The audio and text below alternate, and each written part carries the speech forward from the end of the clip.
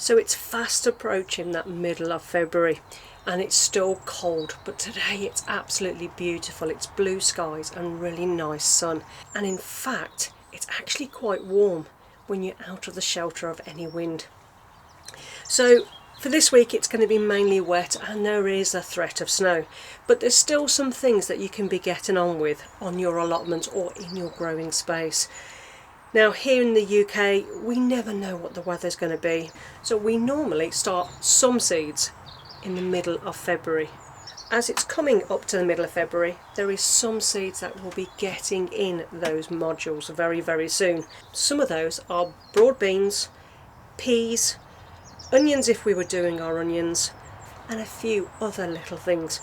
Now I still haven't finalised exactly what we're going to be growing this year, but I have had some jobs to do before we start all those particular sowings.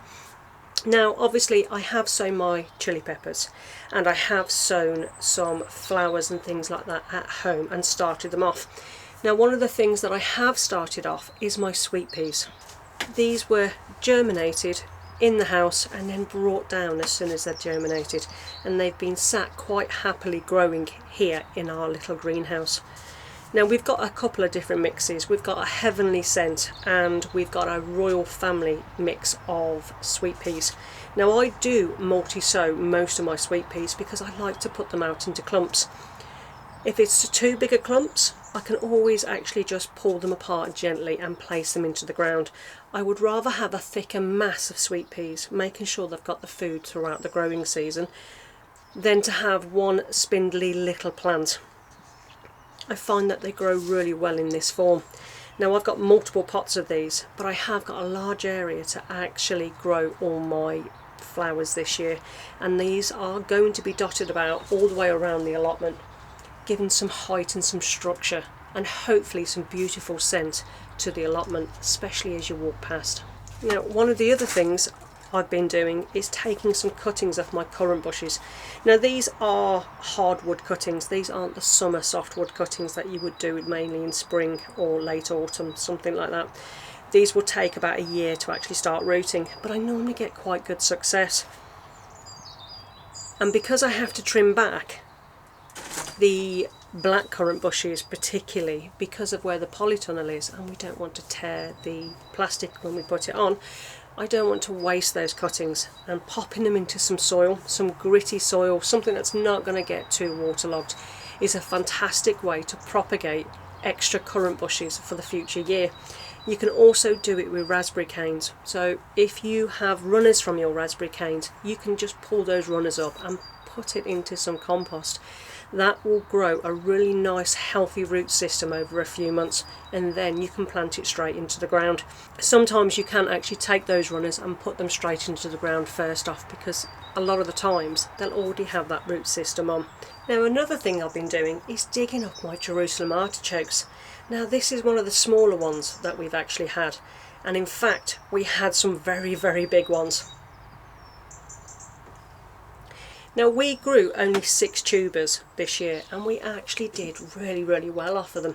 Yes, they are invasive if you don't dig them up, but if you can have an area where it's easy to dig, easy to get in, these are a great way to grow. They give you so many, and in fact just off of 2 of the plants I got just under 14 kilograms of Jerusalem artichoke, which is fantastic. And because you can dig them up all the way through the winter months, you can space out the freshness, and anything that you've got left over, clean up, peel, freeze, puree, however you're going to use it for future uses, because it freezes really well. Now I've got a few that I need to put back into the ground because I've pretty much got every one of them up, and because we're growing them again, I actually don't mind if I have missed 1 or 2, but these slightly smaller ones that I've got, these are the ones I'm going to replant. Something else I've been trying to get around doing in between all the other jobs that I'm doing at the moment is trying to deal with the rest of my strawberry plants. Now these were dug up a little while ago from the bottom area of the allotment. Now I can't actually believe, off of less than 10 plants that I'd actually bought, how many strawberries I've actually ended up with this year. Now I don't want to waste any of these, so I think I'm going to make a strawberry planter. somewhere where I can actually put them and they can have a little bit of height. Now I've tried one of those designs that they use the chicken wire and they use it and wrap it round and fill it with soil, but I've actually just found that that just didn't work very well for my strawberries, and they weren't the healthiest. So I think I've got a few pots I might put some of these in. Now I have actually got quite a few here, and I've already got 2 main beds of strawberries. Yes, 2 beds. That's a lot of beds, but I really enjoy strawberries, and if you're in the UK, the expense of good tasting strawberries is ridiculous, and I'm pretty sure with all the issues in the farming community at the moment, it's only going to be even more expensive for next year. So if you want good strawberries, now is a really good time to buy the bare rooted strawberries that you can buy. Get them into the ground. They don't mind cold, they don't mind the wet so much. They're absolutely fine to plant through the winter. Now whether you put them into the ground or whether you put them into the pots, it doesn't really matter, but if you do put them into pots, you've got to make sure that you keep on top of any watering through the drier spells in the summer, because it really does affect the fruiting of those strawberry plants. Now is a great time of year to also buy blueberry plants. Now I've bought 2 of these and they're called Patriot. Now I've already got several blueberry bushes and they fruited fantastically last year, and we had some really good blueberries off of them. But unfortunately at the beginning when I first planted them, the foxes did dig several of them up and I lost a few. So I've gone and bought a few more. Now these were only £2.50 from Tesco's. Now I know that there's probably better varieties out there, but for £2.50 I'll give these ones a go. Now I've got a couple of these and I've just got to go and buy some ericaceous compost, because they prefer a much more acid environment than a standard compost.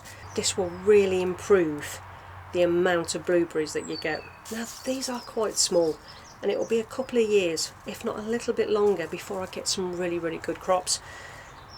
But again, I've got time. Gardening is about the long term, not just about the short term. So if there's something that you want to grow that takes a while, go and get it.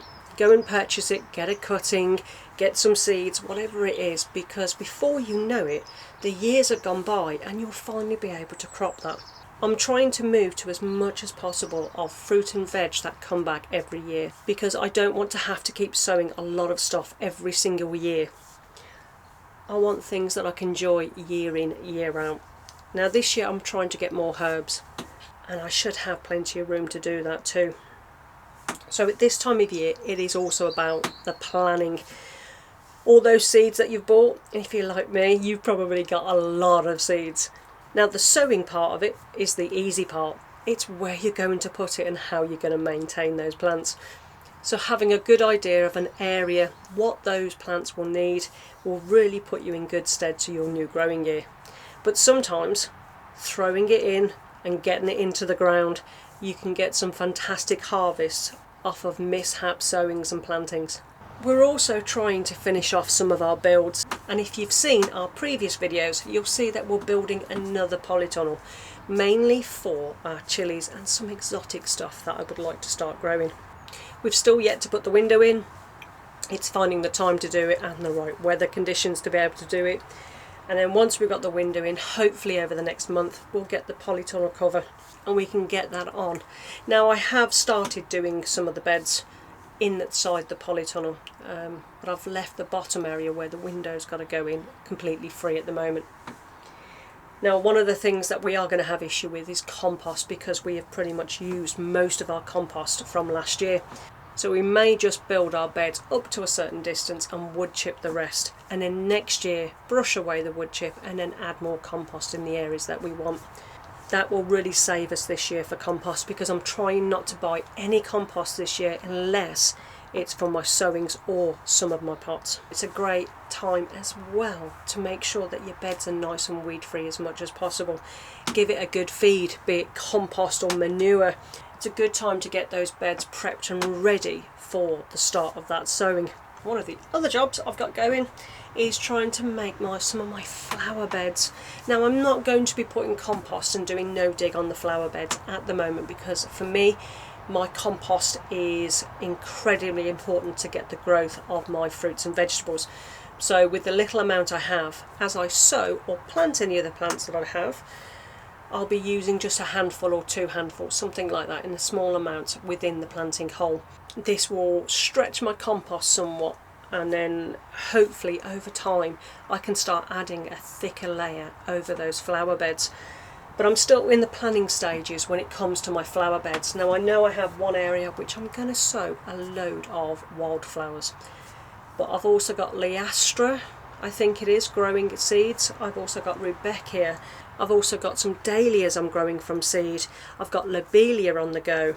I will have my sunflowers and a whole range of other things that will be coming in on the allotment. So the one thing I'm going to need is compost and pots. Now we haven't made our own seed compost this year because I wanted to extend some of the beds and create some more beds, and that's pretty much where our compost is gone.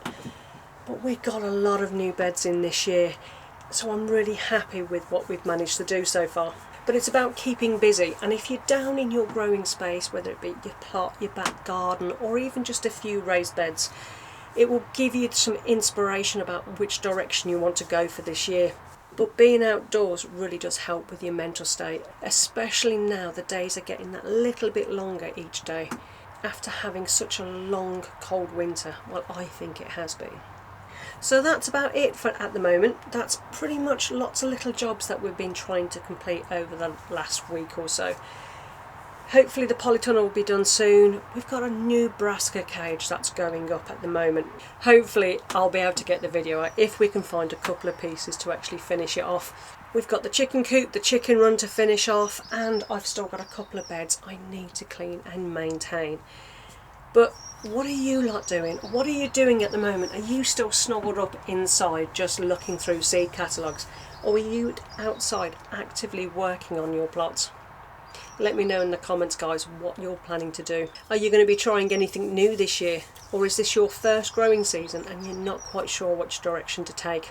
If you enjoy this kind of content, if you enjoy our channel, just make sure that you like and subscribe. This really does help us grow, and it will help me keep making content for the future.